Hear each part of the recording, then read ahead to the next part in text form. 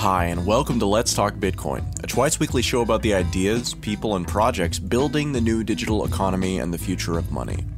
My name is Adam B. Levine, and today we've got a hybrid episode. Josh Rossi is an interesting guy, founder of the Satoshi Square movement. I caught up with him the day after the Inside Bitcoins event to talk about community, currency, and software that'll connect everyone to the power of global local. But first, we check in with Mo Levin of the Convention.eu, a multi-day Bitcoin conference taking place in Amsterdam. Then, I'm joined by Stephanie and Andreas to discuss differentiating between good coins, bad coins, and politically undesirable coins. Is it nanaism? Is it good faith? Could what's been proposed even solve the problem? We talk about it. Visit us at letstalkbitcoin.com for our daily guest blog, show archive, and of course, tipping options. Enjoy the show.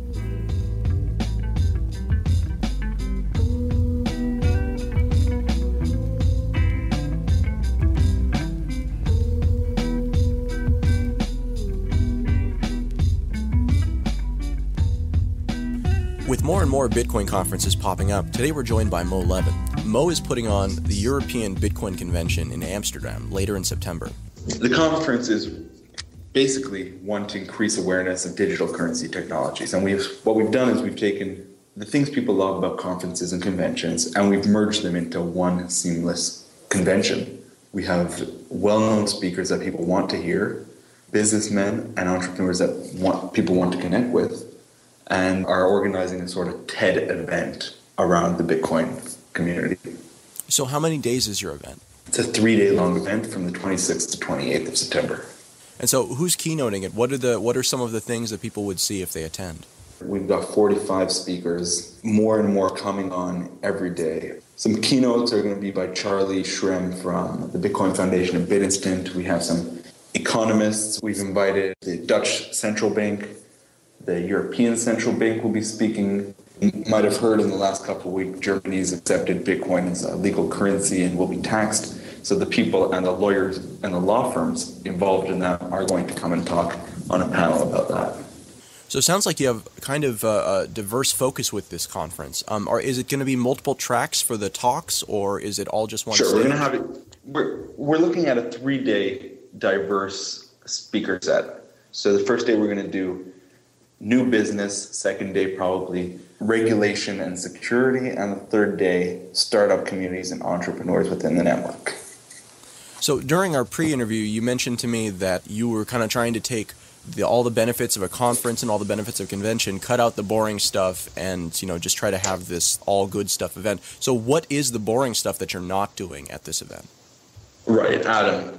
I'm sure you've been to conferences and I'm sure you've been bored. We're not giving speakers an hour to talk about the mathematics behind Bitcoin.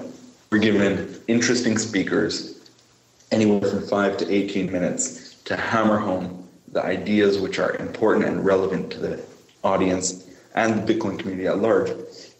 Really educating the people that are not in the Bitcoin community, such as the European Central Bank and the policy advisors, as well as people that have been involved in Bitcoin since it was founded. Sounds like a good time. So what are the dates of the event? The dates are September 26th to the 28th of September. And do you have a website for your event? Theconference.eu. Theconference.eu. Alternatively, we're happy to announce that we're going to be live streaming the whole thing online. So you can't make it or you want to hit up one day, couple hours, 10 minutes, whatever you want to hear, you'll be able to access that online. That's awesome. Is that going to be a free service? Sure. Great. We're not looking to screw people for money on this event. We're looking to make a great event that's accessible to many people in different environments to just get acclimated with the Bitcoin community. So, on that note, when it comes to these conferences, we really see prices all over the place. Where does the European Bitcoin Convention fit into that scale?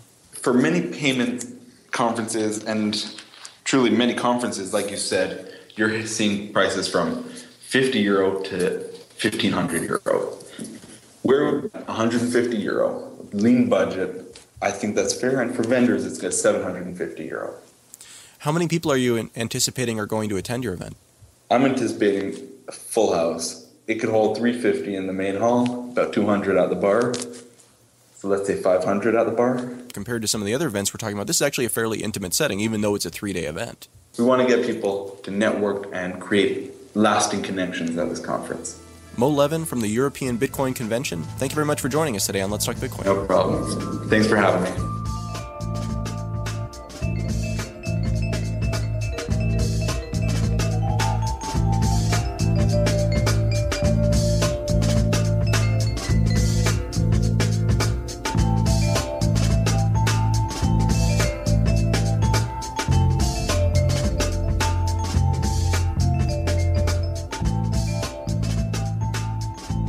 Gavin Andresen is the chief scientist of the Bitcoin Foundation and also the lead developer for Bitcoin. He writes in Let's Talk Bitcoin's talk forum on Reddit. Should Bitcoin users be free to run coin tracking software that tells them whether or not they are receiving dirty Bitcoins? Andreas argues that running such software puts us on a slippery slope that will inevitably lead to mandatory filters created and maintained by our governments. He also said that the pattern in the past is that people are willing to give up a little liberty for convenience or safety, that most people won't consider the long-term risks. Is that reasonable? Or is it just another form of nannyism? It sounds to me a lot like the "we know what's best for you" arguments, used to justify all sorts of awful policies. I'll play devil's advocate a little bit. Maybe the slippery slope argument is wrong. Maybe dirty coin tracking from competing non-governmental organizations would be a good thing for the world. Maybe supporting a free market of organizations performing those services will make it less likely that governments decide they must step in and mandate a solution that they create. So, coin tracking. Is it nannyism to say we shouldn't do it? Is it nannyism to do it? What do you guys think? I think that the liquidity makes this the hardest question to answer possible. I mean, seriously, this is the thing, because originally when we talked about this idea of tainted coins, that's really what we're talking about here, is a way to differentiate between coins that have been bad, I mean, however you want to define bad, as opposed to coins that are normal, that are not tainted. And so if you can tell a tainted coin from a non-tainted coin, then you can say, okay, well, this one is not worth it to me because it's tainted, or that I just won't accept it at all. So the problem with this, of course, that's been pointed out to me by a number of listeners, is that how can you tell that when it gets reported, it's still owned by the person who actually did the stealing? And if it's already been sold by the person who did the stealing, then is it actually a good thing to be able to track it, or is it just confusing the issue? Because if I steal something from you, but then I immediately sell it to Stephanie, and Stephanie is holding it at the time that it gets marked as tainted, she didn't actually do anything wrong. She bought it from me. She thought it was a normal Bitcoin. And at that point, you hadn't reported it stolen yet. So given how pseudonymous Bitcoin is, can a system like that even function? I think it's probably important to first define what we mean by tainted, because that's kind of the background to this conversation. Every coin that's created in Bitcoin has an origin. It has a block in which it was mined, the block in which it was created. And from there, it gets essentially given or locked with the key of the miner who created that block. And that miner usually spends it fairly quickly. And so it enters the circulation of the Bitcoin economy. If that miner sells it to someone and then they sell it to someone else, et cetera, you can take any transaction and you can trace it backwards, if you like, all the way back to the original block from which part of those Bitcoins were mined. So everything is trackable. The idea of tainted coins to build a system whereby if coin is stolen, like in some of the big heists we've seen, then the specific transactions where that coin was stolen are marked. And then subsequent transactions from there are, filtered, not honored, marked as suspicious, whatever. Presumably, in the scenario you described, Adam, Stephanie would have some kind of duty or burden or responsibility to check the list of tainted coins before buying any coins? Or she would expect her software client to do so? Is that the idea? We're talking about a normal user here, someone who starts up Bitcoin, once every couple of days maybe, or that keeps it open all the time but isn't necessarily constantly staring at it. If I somehow manage to compromise that account and get the Bitcoins out of it, then there's no delay between when I can sell them on an exchange, and there are lots of exchanges where I can sell them on, before you have reported them stolen. So, that's the question. If a coin has been stolen, is it fair to punish a person who received it further down the chain that didn't actually do the stealing themselves? Because there's not really a way to prevent that. And even if you did, even if you said, okay, 5 minutes after, any coin has been stolen, we somehow magically know, about it and can rely on that 100%. Still, what's to stop in that 5-minute window me from just selling all of the coins and moving on? Because then I no longer bear any of the risk as the person who actually committed the crime, and yet I've already collected my reward for it. And someone else will be punished potentially, but that doesn't matter to me because I'm a criminal. And then take that 5 minutes and reduce it to the minimum amount of time for propagation across the Bitcoin network. Essentially what you're saying is that if I sell the Bitcoin before this Bitcoin is stolen message propagates out, that window is the perilous window. You might, in fact, have to enforce a wait period, which would probably be market driven, whereby because this system is in place, you would have to hold on to any Bitcoin for a period of time to almost like quarantine it to make sure that it isn't stolen before you sell it.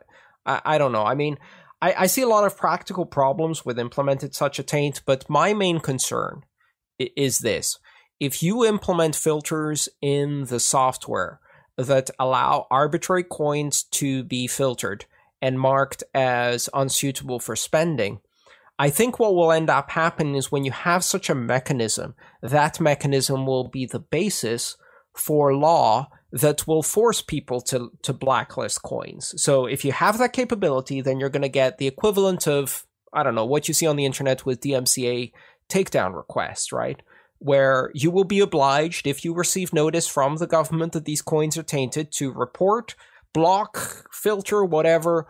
And I'm not saying everyone will do that. I'm just saying that, if you put the capability in the software, doesn't that create the infrastructure for someone to apply a law to make it mandatory? I don't know if it's nannyism to worry about that. I'm not saying we shouldn't do this because it's not good or that I know better. I'm just expressing a concern. And I may be absolutely wrong about this. Maybe filtering is perfectly fine. I'm just saying that that kind of infrastructure can be exploited by governments. There's always the potential for a technology like this to be misused. Like, innocent people are going to get caught up in it, right? If it's meant to stop legitimate fraud and theft, it is going to catch some innocent people up in the system. And I don't think there's anything wrong with pointing that out. Andreas, you didn't say that this should be a feature of Bitcoin and nobody should be able to opt out of it. Right? Like, you just said, hey, these are some concerns I have, and I think people should be aware of this before they decide wholeheartedly to embrace a technology like this. So I definitely don't think it could be considered nannyism unless you were saying that this should be a feature and nobody should be able to opt out. I'm saying beware of implementing features that can be turned against the network itself in the future. That's really, beware of implementing features that create points of control. And I'm not saying don't implement them, and I'm not saying that I or anyone else has really the right or any basis to say otherwise. This is a consensus network. If people really want a filtering feature, this will happen. What I'm saying is this. I believe strongly in Bitcoin neutrality. I think it's one of the most powerful elements of this network, or features of Bitcoin, is the fact that no matter who the sender, recipient, or content of a transaction, the transaction is honored by the network as long as it's valid and contains a valid proof of work. That's a huge departure from existing payment systems. If you put in place capabilities to start filtering specific coins, specific types of transactions, or specific senders and recipients, that threatens net neutrality in a way that governments can build regulation on top of that infrastructure that severely restricts both the sources and destinations of payments. I love Bitcoin because it allows me to contribute to things that perhaps may not be popular, like, say, WikiLeaks. I think that's a very important freedom of speech capability. Now, who says that a government doesn't pass a law that says if you send any money to WikiLeaks, that coin is tainted? Well, right now, there's not a possibility. But that's exactly right. I mean, this is, of course, the concern that immediately comes up when you start talking about this stuff, is that once the capability is there, it can be used for anything. And that could be the intended purpose. But if the infrastructure exists, then it can also be used for unintended purposes, like what you're talking about there, which is blocking things for political reasons. Everybody else in the world would be able to receive and spend WikiLeaks coins, but U.S. citizens would be prohibited because it would be considered a material support of God knows what. That's really what I'm worried about, that if you implement censorship capabilities or capabilities that can be used for censorship-like functions, they will be. Similar arguments with service providers. If you don't want people to do surveillance, don't store logs. If you don't have the logs, you can't respond to a subpoena. Well, I think the same thing applies to Bitcoin. If you don't want people applying censorship, don't build censorship tools into the network. For me, this isn't necessarily about censorship. I think that it's about effective decision making and about effective systems. And if we're going to put something into a protocol that is already quite good at what it does, we should make sure that the things we're adding to it can actually deliver the results that we want them to deliver. And for me, that's what I keep coming back to. That's what made me change my mind about coin tainting. Wasn't that I think that, you know, people who steal coins should be able to spend them at full value. It's that the concern is that making these changes won't stop that from happening. And it has all of these other repercussions that are not necessarily great for Bitcoin overall. So if we could figure out an effective way to do this without having to do something like resort to, you know, an hour-long quarantine like you were talking about, Andreas, in theory, that sounds like it could work. But in practice, what you'll find is that the majority of people who are having their coins stolen are, as we've talked about before, it's because they have weak passwords if it's on their computer, or they have a compromised computer or something like that. And so these are the people who will not notice an hour later that they've had a bunch of coins stolen from them and know how to report it. These are the people who will check back a few days later and then be like, oh, that, you know, they've been stolen, and then report them. And then whoever happens to be holding the coins at that time, well, they're screwed. But, you know, again, so if we could figure out a way to do this without actually breaking the way the system works now, and so that it actually solved the problem we're trying to solve, which is people spending coins after they've been stolen, then it would be worth having the conversation. But until we get to a point like that, where there are actually ideas on the table that could work without really causing problems, I just don't see it. Think about it in a slightly different way. Forget for a moment the fact that this would potentially be a means for a future system of censorship. It fundamentally changes the non-reversible characteristic of Bitcoin by shifting the burden of security and confirming that Bitcoin aren't tainted to the recipient instead of the sender. That is a really big change, because now if you receive Bitcoin, you're no longer sure that you own that Bitcoin, because it may have been reported stolen, or maybe reported stolen after you receive it. So merchants are no longer guaranteed that transactions with Bitcoin are non-reversible, because if it's reported stolen, now they are reversible, which now shifts the burden, which changes the entire trust model of the network. It's one of those things that may be harmful, may be harmless, but certainly should not be done without very careful consideration, because it has important implications. More than 300,000 users and counting trust blockchain.info. It's a Bitcoin wallet service and a wealth of Bitcoin information, and is completely free to use. With a blockchain.info wallet, you'll get the convenience of a web wallet and the security of a desktop client. Blockchain.info is also a block explorer. You can use it to see Bitcoin transactions in real time, check the balance of any Bitcoin address, and view many handy Bitcoin charts, all for free. See what they have to offer today at blockchain.info. Hi, this is Jason King, founder at Sean's Outpost, and you are listening to Let's Talk Bitcoin. Sean's Outpost is a homeless outreach in Pensacola, Florida, and we are proudly powered by Bitcoin. To date, over 13,000 meals have been fed to the homeless in our area, all purchased with Bitcoin and through the generosity of the cryptocurrency community. Read more about us at seansoutpost.com. Food, shelter, Bitcoin, everybody. seansoutpost.com. So, wrapping up the conference interviews, Adam B. Levine here again with Let's Talk Bitcoin. Right now I'm joined by Josh Rossi of the Satoshi Square project and the Buttonwood software project. Is that the name of it? Yeah, Project Buttonwood. Project Buttonwood. It's the software that facilitates, or hopefully will facilitate, open air, person-to-person exchanges. So now you're the origination of that concept applied to Bitcoin. Satoshi Square is your innovation at this particular point, right? Yeah, I mean, you could call it that. I think that very generous to people credit for coming up with the idea of... Well, you made it happen. Well, maybe yes, but I basically went to a meetup group and said, what if we all got together at the same time and the same place to trade Bitcoins? Like, I used local Bitcoins once, and I had an exchange. I used to trade on Bitfloor, and I've used other exchanges, but local Bitcoins is great, and it's a very popular service, and I think it's awesome. But I think that, maybe if you've already been doing Bitcoins for a while, you might feel more comfortable with something like that. But if you haven't, then I don't think it's probably going to be the best entry point for a person who's never been in it before. Like, when you tell them, meet up with a stranger to do financial transactions one-on-one, they usually are going to feel like, I don't know if this is for me. I basically just said, like, if you have a group environment, similar to, I guess you could even say, like, dating, right? When girls are nervous, they say, let's make it a group date, and kind of like in the same sense, you want to have other people around. It's a very bold person who's going to basically try to scam someone while 30 other people are watching him.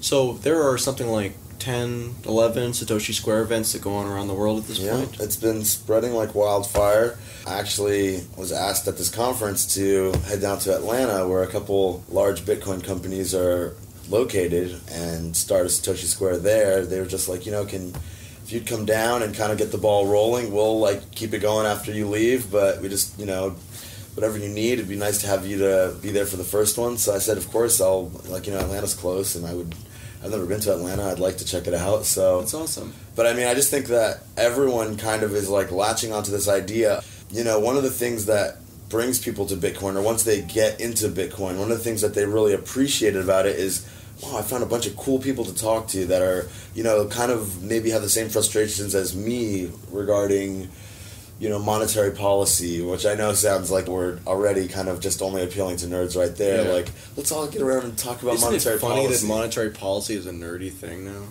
But you can also say, like, I just really am interested in cryptography, right.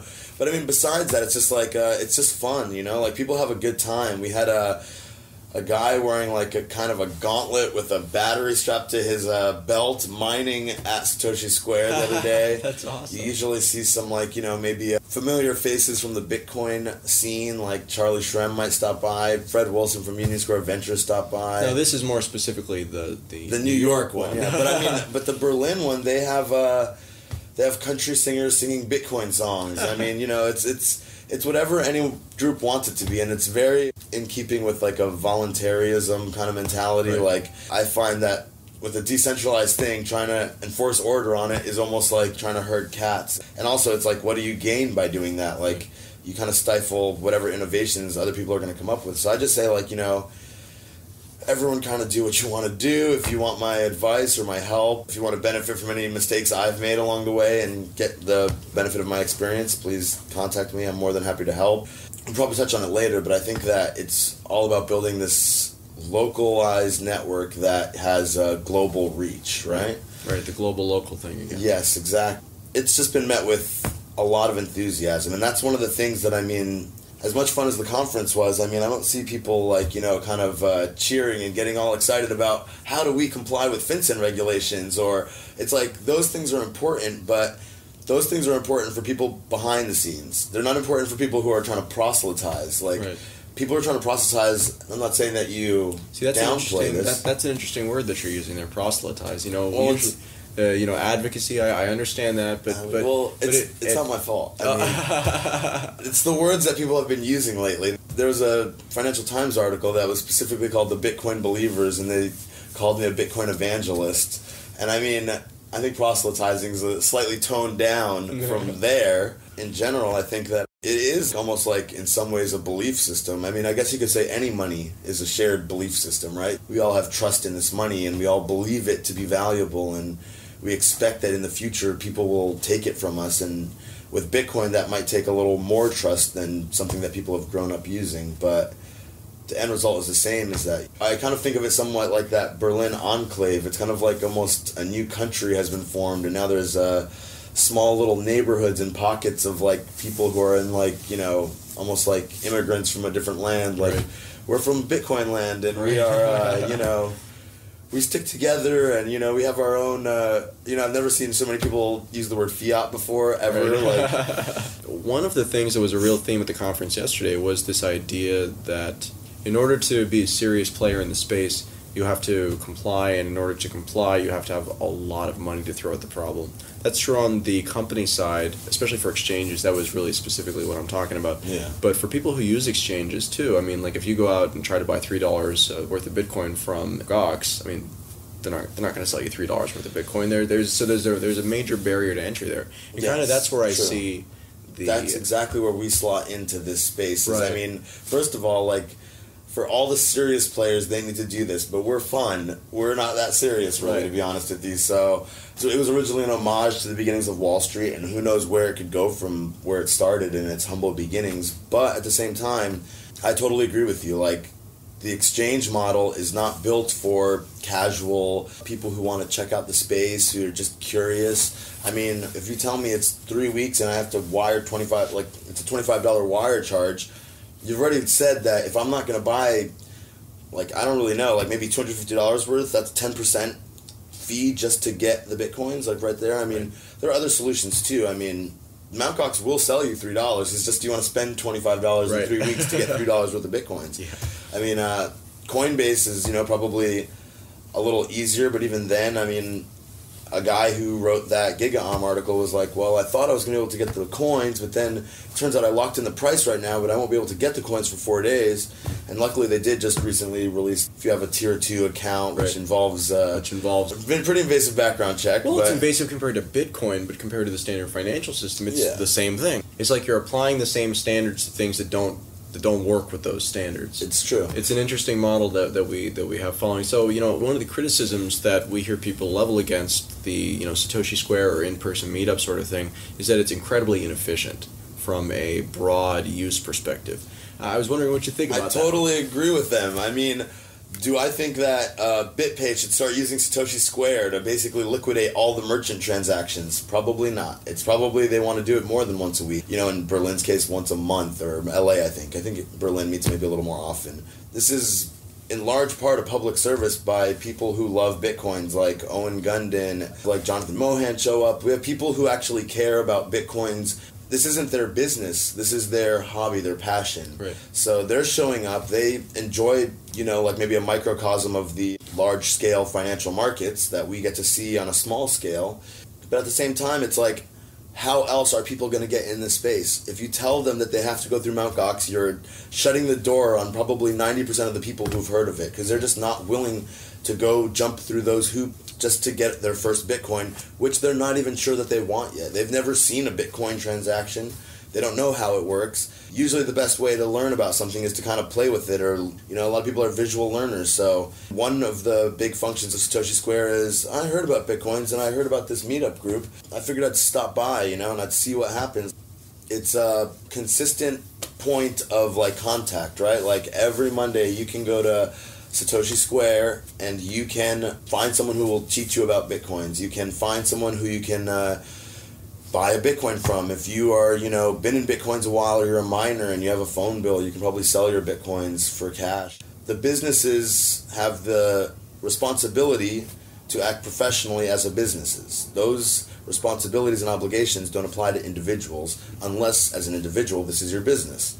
In which case, again, you're now a business. Right. So if you're an individual, which branch of the government is in charge of selling sofas on Craigslist? Who regulates this market, right? It used to be, at least in this country, that private contracts between two people was the highest form of law. I can basically enter into an agreement with anyone else, and as long as it's not doing anything against the criminal code, as long as they are of sound mind, then we can make whatever deal we want. I can sell you my car for $1. It's my right to sell you my car for $1, and if I agree to it, then it is no one else's business what these two people decide upon, right? So for the most of history, it's been the fact that two people who enter into an agreement can bind themselves to whatever agreement they want.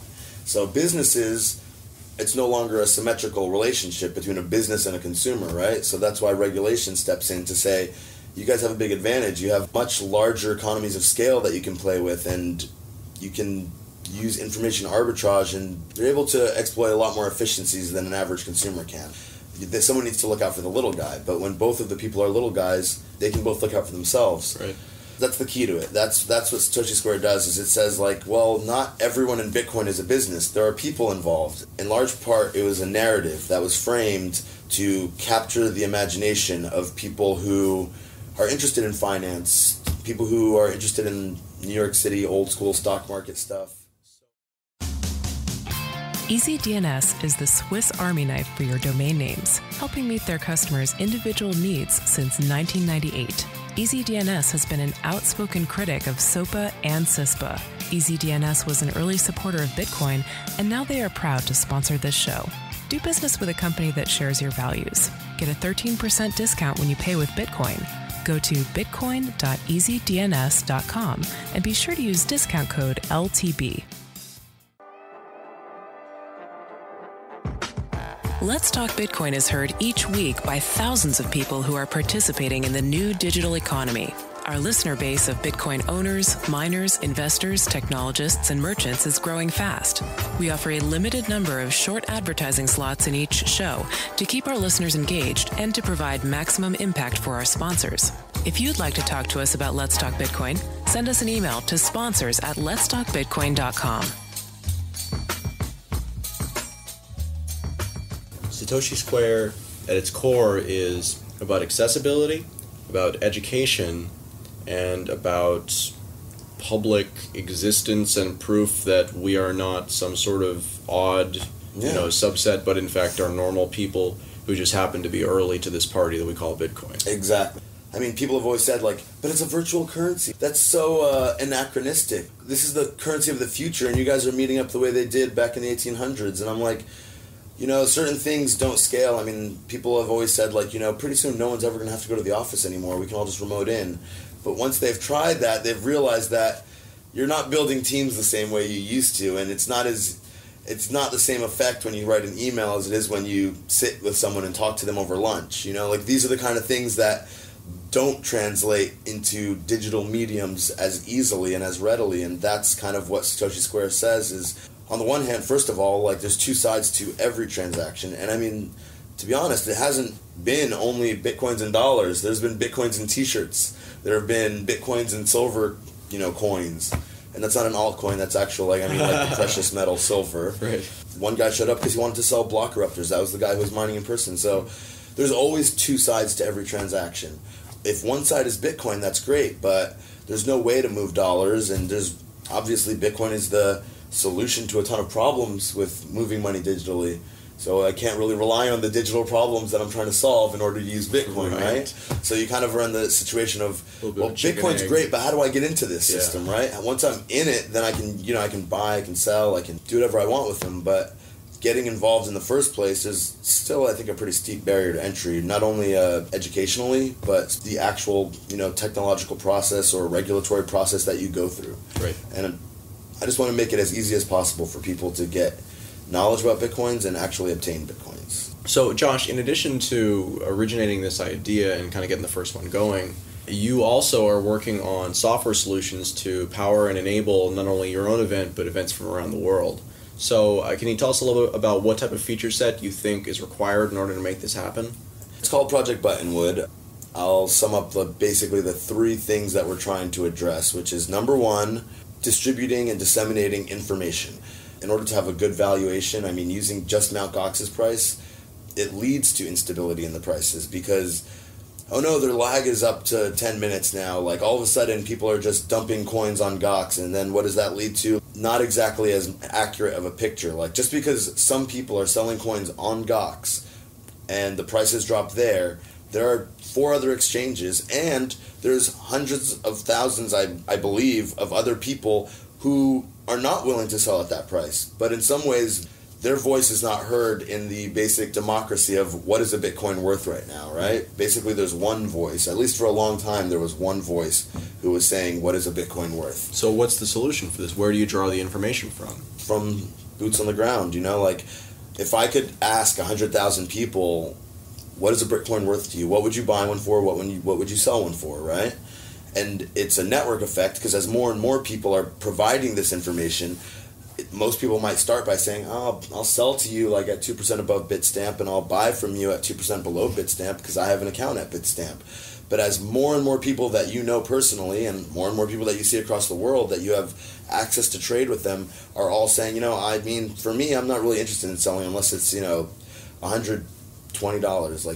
That's just me though, and other people are going to be emboldened to say, I'm not really interested in selling. I'm in this for the long term. I think that this is way more valuable than what it's trading right now. The wisdom of the masses, the most accurate picture of a price would come out. People voting with their dollars and voting with their Bitcoins. If you get 100,000 data points versus 4 data points, I think it's a much more holistic view of what Bitcoins are actually worth right now and what the actual sentiment is among the people using Bitcoins. That's one of the things that I'm trying to address, is trying to get more of a sentiment index of what do people think, right? It's almost like a real-time survey that's kind of backed by people's actual choices that they've made. That's one of the things that we want to do, is bring more information. Not to say that the information that we have is not good, we just need to add more to it. We need as much information as possible. The more information, the more efficient the market. The second thing we want to do, we had some people make some rather large purchases, and they were able to kind of draw on the network of Satoshi Square, specifically in New York, but they were able to just show up and say, hey, I have this kind of really novel idea that I'm trying to do right now, but I need a bunch of Bitcoins to make it happen. So I need to buy a bunch of Bitcoins, so can you guys help me? And no one knew that this guy was coming. No one knew that he was going to buy the amount that he did, but he did, and we met him. And most people never imagined that we would ever be, that it would ever be possible to handle that kind of trades in person in a park, right? Can you give us an idea of what type of numbers we're talking about? 10 grand for one guy. I mean, that was the day we probably did 15 grand. In any market, right, you have liquidity pools. So that guy probably inflated the price by buying a lot of Bitcoins, right? Because he has a very narrow scope of people that he's dealing with. Right. The larger the scale of people you're dealing with, the less you're going to move the price. And that's what the second thing that Project Buttonwood is trying to do, is say, look, the easiest way for you to buy Bitcoins as an individual, providing access. I've always envisioned that there would be two different types of people here. You have your core believers, people who are in Bitcoins, love Bitcoins, have access to Bitcoins. They have their exchange accounts. They've already gone through all the hassles for you. They're willing to give you access now through their work, right? And they're the ones who show up every single week. And then you have other people. So these are market makers you're talking Yes, about. exactly. These are the market makers. These are the core of the group, right? Then you also have the other people who are just people who are showed up because they're curious. They show up because they just need to buy one coin. They've never bought a coin before. We had people, just to segue for a moment, we had a couple show up with their infants and just say, we just wanted to buy 2 Bitcoins. We just heard about them, and we figured, why not go to the park? We were already going to go to the park anyway with our kids, and figured we'd stop by. That's the second type of person who would show up to Satoshi Square. So what I'm thinking is that the market makers, we have relationships with people, with exchanges. We have relationships with people in other cities. We have relationships with IRC channels, right? And we can form like a network of trust amongst ourselves that basically and I do this already right now, to be honest with you. I mean, it's not as efficient as it could be, and that's what the software aims to do. But for example, if there's a ton of buy interest, and I don't have that many coins to sell right now, or not that many coins I'm willing to sell right now, I try to make a phone call to people I know who are like, hey, you have access to a ton of coins. You can easily buy them back tomorrow if you want. Can you help us out with some liquidity here? And they're like, sure, here, I'll send you 100 coins, sell them if people need them, it's fine. And this is what I'm saying, is that through trust relationships, you can basically tap into a super wide pool that's super resilient, that will never have accounts frozen, that will never shut down trading, that will be available basically all the time. I remember that this is before Satoshi Square, but Owen has always been a really core believer and been a huge help in the Satoshi Square project. And I know that in times of great volatility, he's still available to, you want to get out, he'll be there for you. You want to get in, he'll be there for you. He's always willing to kind of help out the community by providing that service of saying. So he helps out by floating with the price and still making it available. Yeah, he'll still make it either side because available. That's not something that everybody does necessarily. No. A lot of people are just there just because they want to buy. And some people have said, I'm going to show up every week and just buy a couple coins. Because I want to buy a couple coins every week, and I'd rather buy them here. A lot of people have, we're even at the conference saying, I bought this shirt with coins, I bought it at Satoshi Square. Right. And it's that's a cool thing to see, is that did you buy your coins at some exchange, or did you buy them in person at Satoshi Square? It's almost like a street cred, I guess, because we are on the street, so I just think it's interesting. But so that's the second function of Satoshi Square. So what's the third? The third function is related to the second one, in that in order to have these networks, right, it comes down to identity. We need to, in the same way that Bitcoin has forced us to say, what is money, right? What does money mean? What is sound money? Can this be money? Is this a valid concept that we can apply to money? Let's experiment with what's possible. Let's see what happens. Most people on the higher levels of the development will always say, this is beta, it's still experimental, And it is. And that's the beauty of it, is that it's experimental, is that we can try, we can fail. Bitcoin has failed a million different ways, but it's still more popular than ever, still successful. So the point is experimentation and the ability of having a place to do trial and error type stuff is important. So in the same way that Bitcoin's forced us to reevaluate what is money, I think that it's also making us think of what is identity. In a global economy, why does my social security card matter to someone in Germany? It really doesn't to them. What might matter more to them is my Facebook account, right? What might matter more to them is my IRC handle. Because think about it this way. I was a huge fan of the jailbreak scene for iPhones, right? And the iPhone dev team, basically, they all have Twitter handles, right? Like Comics, Soric, Pod2G. Now, if GeoHot, his real name is George Hotz, said something and signed it George Hotz, right? This is before he got maybe more famous, but would anyone care? Would anyone be like, oh my gosh, did you hear what this guy said? No. His identity in a more meaningful way was GeoHot, and it was Comics, and it was Soric. That was their identity to the world. So when people wanted to interview them, they would refer to them that way, and they would know them by this online handle. And I think the same thing is happening in Bitcoin right now, which is that I don't really care about what TransUnion, Equifax, or Experian have to say about you so much. I mean, it really might in some way correlate to Bitcoin, but it for the most part is kind of an antiquated system that doesn't make a lot of sense to people. And Bitcoin also has the chance to basically say, we're redesigning a financial system. Let's redesign how we look at credit. Let's redesign how we look at trust, because Bitcoin is supposed to be... Trust is not required to use Bitcoin, but at the same time, I mean, no one was ever going to say that they've never taken a loan or that they've never wanted a loan. But how do you deal with that in deflationary currency, etc.? And I think that trust is very important, and identity is very important. And I think Mircea Popescu, who runs MPEX, summed it up ideally. He said, identity is about consistency. If I am the guy who started MPEX, and I sign a contract using a GPG key, then some lady comes up and says, hey, I'm authorized to speak on behalf of MPEX. And he signed this statement to that effect. And it's the same key that signed both statements. Does it matter that his name is Mircea Popescu? No, it matters that he started this exchange, and he said that this lady can speak for this exchange. So it's about consistency more so than a government, name that was given to you at birth that you can change. A lot of those things are very easy to game. There's identity theft running rampant, right? And I mean, that's what I think that this is trying to solve, is saying, what if I could have a meta identity in the Bitcoin space that I would be known to be a valuable member, someone who people can trust. I mean, I've had people at Satoshi Square, my phone was dead, and I was like, I'd sell you 2 coins, but, my phone's dead, I can't, so sorry. Try to find someone else, I guess, and they're like, no, there's no one else selling right now. I'm like, I wish I could help you, but I mean, maybe you can come with me to my office or something, and I'll try to charge my phone. He's like, I'll just give you the cash here.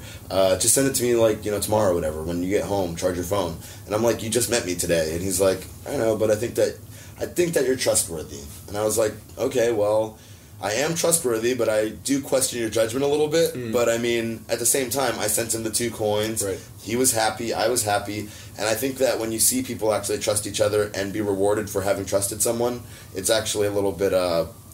It warms your heart, yeah. So I'm saying I want to basically give people credit where credit is due and say, you've basically been there for everyone. To me, your word is as good as gold. And I've had a lot of people say, I'd probably trust you more than I trust that website, And I'm like, really? I think that in some ways identity is moving from a corporate model to an individual model. Sure. And I think that that's what Satoshi Square can do, is say, from what we've seen, according to how you've acted at these exchanges, you've basically done what you said you were going to do. I definitely see what you're saying with that. I think it's more valuable, though, as almost a bootstrapping mechanism, just because it doesn't scale, though. So, what do you think the largest plausible size a Satoshi Square could get while still functioning at a high level? Are we talking, your events are up to 40, 50 people? Yeah, we've gotten more than that sometimes. More than that? Yeah. Yeah, so, what happens when you get 500? Does it still work then? Well, this is the thing, too, is that I think it's almost natural. I've seen... the Bitcoin meetup group scene in New York, right? They would start with, say, one meetup group that started getting 100 people and 150 people, and everyone's crowded, and everyone's, basically sitting around while everyone's introducing themselves. I see. So they splinter. They start splintering off, and then it's like all of a sudden we have a Tuesday meetup group for entrepreneurs. We have a Wednesday meetup for tech guys. Okay. We have a Thursday meetup for, Bitcoin 101. We have maybe a Friday drink up for people who want to relax. We have a Monday Satoshi Square meetup for people who want to trade. And all of a sudden, you start getting finer and finer grained niches where people can fit into the niche that they're interested in. In the same way, New York is a big city. There could be, how many parks are there in New York? You can have that many Satoshi Squares, I guess. Right. And that's not to say that Satoshi Square is limited to parks. In Berlin, they do it in a bar, and we do it at Ever if the weather is looking a little inclement. But my point is that there's no need to say, well, let's get 10,000 people together and all trade. Right. But at the same time, I would say the software, which is basically, if we want to talk a little more about the specifics of the software. Yeah. Well, I was going to ask, so those are problems, I definitely agree, that are faced by various parts of the Bitcoin community, and specifically the ones that you're engaging with. So how far along are you in development of the solution, and how does it work? Is this something that is accessible to the average user? It is right now. It's really beta, I basically coded it up myself, and I'm not the best coder in the world. I do what I can, but, I love coding, but that doesn't make me a great coder. Right. You're doing it because it needs to be done. Exactly. And that's the thing, too, is that, there's a lot of other things that need to be done, so I have to do those, too. So my time is constantly divided among 5 or 6 different things. The coding part is usually the part that suffers, because I'm typically like, okay, there's a computer screen here. It's going to be here when I get back. There's a person who needs me to write them back an email. That's a person, so they should prioritize. I can relate to this. Yes, exactly. So it's like anybody who emails me, I'm like, well, they're waiting on a response. The computer doesn't mind waiting, so I think it's more polite to respond to the email than to ignore them, even though today I did that for a little while, and it felt so good just to sit at the computer and ignore the world. It's very rough right now, and I'm trying to fix that. It's an open source project on GitHub right now. Literally, I was showing people at the conference who are designing Wall Street level trading systems, right? With we use this crazy technology and that crazy technology, and I showed them my little humble web app.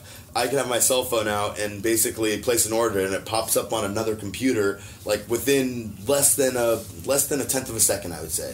And then I can update that order in real time, and it's basically a really good way to disseminate information, to broadcast it to a group, to have any one person be able to broadcast to any other person, which is exactly what I'm looking for a distributed exchange type idea. So Meteor is an amazing idea, and I think it's a new paradigm for the web, to be honest. So that's why I chose it, because it also opens up the doors and provides access to work on this project to basically anyone who's ever done anything online, right? If you've done any web programming, JavaScript, you can work on this project in whatever sense you want to. You can be part of the design, you can be part of the back-end systems, you can be part of the database team, you can be... when I say that, there's not a database team yet, but I would like there to be a database team, and I would like there to be a design team. So let's talk about this for a second. How big is the team right now? Is there a team? Is this just you, Josh? It's one, yeah. It's a wolf pack of one right now. I understand, But actually, Owen Gundin has helped me a ton. We actually were coding it up at the San Jose conference, because I actually spoke a little bit at that investors panel, and I just wanted to use it as kind of a platform to show off the idea of decentralized in-person exchanges, and also to show off the software. And I think it got a lot of people very interested in Meteor, as well as the specific project of Meteor. Since then we kind of have been busy with a lot of other things, and it's basically, I've not progressed as much as I would have liked it to in this time. But, I have that core functionality that works right now, and people use it. We can... It's still kind of buggy. We have, a geolocation that's already built in, so I can basically look at a map and see all the different orders that people are placing. I'm trying to filter it more by kind of, logical groups, like New York, Miami, Vancouver, San Francisco. So this is not a San Francisco has its own instance, New York has its own instance. This is a collective system. I want it to be a collective system, because I think that's where the value comes in, is that... So we're back to the global local again. Exactly. We meet up in person, and we've actually already done cross-continental trades, I guess. Yeah. We've had people in New York trading with people in LA using, I think, Chase QuickPay or something like that. Yep. Which, again, if I'm using Chase QuickPay, it takes a lot more trust than if I was going to just accept cash from you, right. which is why it's important. Is that because it's reversible? It's reversible, right. yeah. Just like if I was going to use PayPal or Venmo, I think Venmo's reversible. I really don't know exactly. Have you had much problem with fraud? I mean, we talked had zero so far. There's zero fraud, really. There's been zero fraud to this point right now. The most negative experience that anyone's had at a Satoshi Square event was someone didn't include a transaction fee, which meant that it took a little while for that transaction to actually clear. I see. So it's just annoying. Yeah, it was annoying. I mean, but it was an honest mistake. It's an honest mistake. I mean, and what can you do about it, right?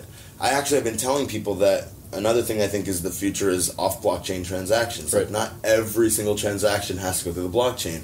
So a guy named Trade Fortress, and by the fact that I just called him Trade Fortress is because I don't know his real name, but I know what he's done, and he's built something called Inputs.io.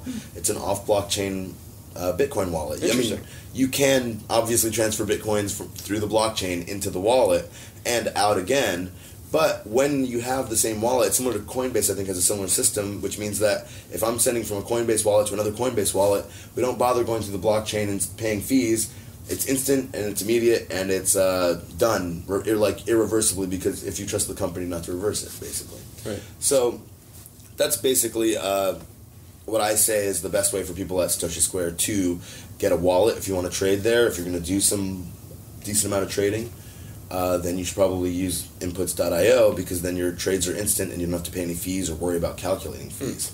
So and that's another thing that the app will eventually hopefully do, is link into all these APIs. Like, we can hopefully link into your Inputs.io wallet or your blockchain wallet, My Wallet, I think is what it's called, right? Hopefully we can even link in with Venmo or PayPal. I mean, that's almost like a dirty word in the Bitcoin space, but I just want to provide access to as many people, to have as many options as possible to trade with other people. Right. So as that technology grows and as it becomes more popular, I mean, what I basically tried to do was tell people what they needed and then build a product. Well, this is basically a free product, but eventually I also see people providing services like escrow, like insurance, like, FX hedging, right? Like, I need to buy a bunch of Bitcoins, but I'm not going to be spending them right away. But until I spend them, I don't want the value to go. I need to buy $6,000 worth of something in Bitcoin. I don't want the price to go down on me because I need to buy $6,000 worth. So, I mean, there are more complex financial tools to do this, right, but they can be made to appear seamless and smooth to the end user. Interesting. And I think that, it's just a matter of who wants to get creative, who wants to do something interesting. And I think that the vision has been proven out as people like doing things this way. They see the value. So now it's a matter of making it easier for them and trying to offer them more value. Tell them, like what do you find valuable? What would you like to see?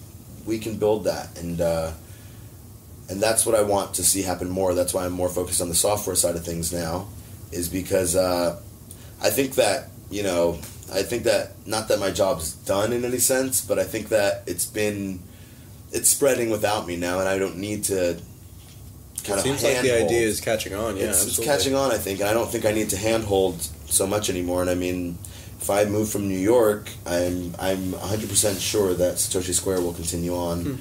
Well, that's awesome, Josh. So you said that the project's up on GitHub. It is. It's at GitHub/Joshua Rossi/ Buttonwood_Meteor. Let's talk Bitcoin.com/Buttonwood. Yeah, exactly. Much easier to remember. But there's actually two projects. I'm basically taking the original code, which is the kind of the heart and soul of the whole Project Buttonwood thing, which is basically just an order book, right? A distributed order book that anyone can put orders into that keeps track of what the best price is. I'm trying to basically refactor that code, make it rock solid, bulletproof, and then move it into a much prettier website that I designed with much more features. And that's what the other one, which is called Buttonwood Advanced, that's another project on my same GitHub. Eventually we're going to start plugging in those features into that kind of framework that I've set up. As each piece becomes 100% reliable, it will make it into the next gen platform for Project Buttonwood. Are there any upcoming Satoshi Squares in places that we haven't heard about doing them yet that is going to be you're probably going to be having a thing in the next couple of weeks or months? I heard a lot of rumors about Austin doing one. I think that may have been underway. Like, I think the plans have been set. I think it's any day now, maybe next week, I don't know. But there's a huge presence of Bitcoin stuff in Austin, and I think that it just makes sense that they're going to do one there. Right. Vancouver did it yesterday, so I'm not sure if everyone heard about that, but Vancouver just started. Miami did it a little bit ago. So more every week? More and more every week have just been like kind of saying, like, I go on Reddit once a week, typically, to just write and say, hey, Satoshi Square is in Union Square, 5 to 7, you want to buy or sell Bitcoins, or just come by and chat, please stop by. And I just put the word out there every single Monday, and people still tell me, well, I don't know where you were this week, and I'm like, I put the information out in these same exact places. There's 3 Twitter feeds. There's the Facebook group, Satoshi Square Facebook group, and there is the Reddit, right? And I also go to the Bitcoin Talk forums sometimes. Not as consistently, but... Right. So I'm saying, like, those are the mediums through which we disseminate the information of, oh, it looks like it's a 40% chance of rain, and we've been caught in the rain. Right. So we're not eager to replicate that. So we usually go to Ever on days when it looks like it might rain. And Ever is, of course, the bar that accepts Bitcoins in New York City. Charlie Sherman's bar, yes, that's right. We were just there last night for the after party at the conference. And that was fun. We had a great time. Although, my head was not so happy with me today when I woke up, but... I had to take a couple Tylenols a little while ago for that exact reason. Exactly, but, it's all for the cause, right? I agree. So you're looking for help with UI? You're looking for help with... We want UI. So you want everybody, right? Yeah, everybody. Okay. I want as many people as possible who want to get in on this. I mean, and the other thing that we're going to start working on soon, I hope, is... someone approached me and said that they want to work on an actual native app for Android, which I think is a crucial thing that we need to get going. And I'm not exactly sure of the integration path with the web app, but I'm sure it's possible, and I'm sure it's going to get done, and we're going to do it. But that's another thing that, I want it to just work on your phone, because most people are using their phones anyway, and the easier you can make it, where I can just click an order, and the guy I can just basically send him coins pretty much seamlessly, and he'll basically just be like, hey, you're the guy right here, and by the fact that I've done a trade, both of our user ratings get a bump up, and that's what I was going to say earlier, is specifically I would say most people can put a very high definable monetary dollar value on their seller ratings on eBay. I see. I can literally charge 5% more than someone without my rating because of my user rating. I see. And and so you think that'll be the same eventually here, be the same thing, as I think, where you need to, your name has to be in good standing in order to have people trust you to send you an irreversible, basically send you digital gold across the country without knowing your real name. You got to have something there, Right, that makes sense. So, but we're definitely looking for any developers, anyone who's experienced in JavaScript, MongoDB, Node.js. Specifically, if you know Meteor, you're exactly who we're looking for. I really love the Meteor group. The people in New York are great. Alyssa Shavinsky, a couple other people as well. They have a great IRC channel. If you know Meteor, then you are the exact person I'm looking for. But if you know MongoDB, or if you just know JavaScript, then you're still very welcome and very much needed. If you believe in this idea, if you think it's useful, we would love to have you come help us. Are you looking for any type of collaborators who are outside of the coding spectrum? Definitely. Mostly people who want to organize. They're kind of like, I guess in, who was it, Malcolm Gladwell's book, those connector people. Right. Aaron Koenig in Berlin was just like, Josh, I want to do it in Berlin. And I'm like, let's do it. And some people are like, how do we go about doing this? And I'm like, you guys are making this way too difficult. Yeah, right. You show up. You just tell people, hey, we're going to do one of these here. And, get a bunch of your friends to hang out with you. And the key is consistency in those kind of scenarios. It's consistency. I used to work at a bar, and our owners would never let us close before 4 because it could be very slow that Sunday. But next Sunday, if someone's sitting at home and saying, I was thinking of stopping by the bar, are they going to be open or not?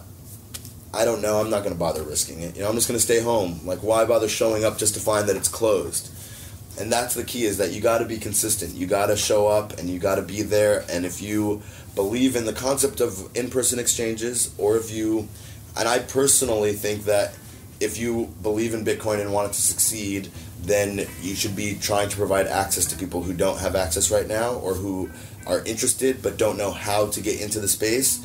And I don't know of an easier way. And pretty much everyone that I've talked to has agreed with me that they don't know of an easier way for people to get their first Bitcoin or to learn more about Bitcoin.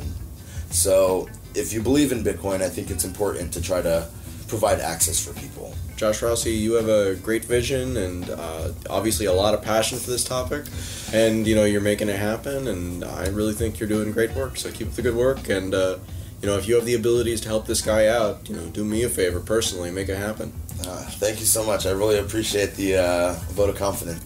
Like I said, keep up the good work. This is fantastic. I'm glad that you like it. I mean, this has been a whirlwind for me, and I kind of love the fact that I feel like I'm doing something, hopefully, that is making some people happy or making some people are getting some sort of value out of it. To whatever extent I can, I hope that I further these goals and don't hinder them. So, well, we look forward to checking in with you again as as the software progresses and as we see more Satoshi Squares roll out around the world. Exactly. I think Sydney, Australia is going to be coming soon. So the one thing is that, if you want to start a Satoshi Square in any exotic location and you want me to come there, you feel like flying me out, I am totally available. Okay. Just, tell me when and where, and I will come out to any exotic, interesting location. Let's put it that way, right? Okay. So, fair enough. Anyone who wants to do a Satoshi Square Honolulu, please get in touch with me. All right. We'll check in with you next time. Sounds good. Thanks for listening to episode 37 of Let's Talk Bitcoin. Content for today's show is provided by Stephanie Murphy, Andreas M. Antonopoulos, Mo Levin, and Josh Rossi. Music was provided by Jared Rubens. If you can't get enough original thought and discussion, read our daily blog at letstalkbitcoin.com. Sign up for our weekly newsletter at theweeklybitcoin.com and participate in our listener feedback area at letstalkbitcoin.com/talk. See you next time.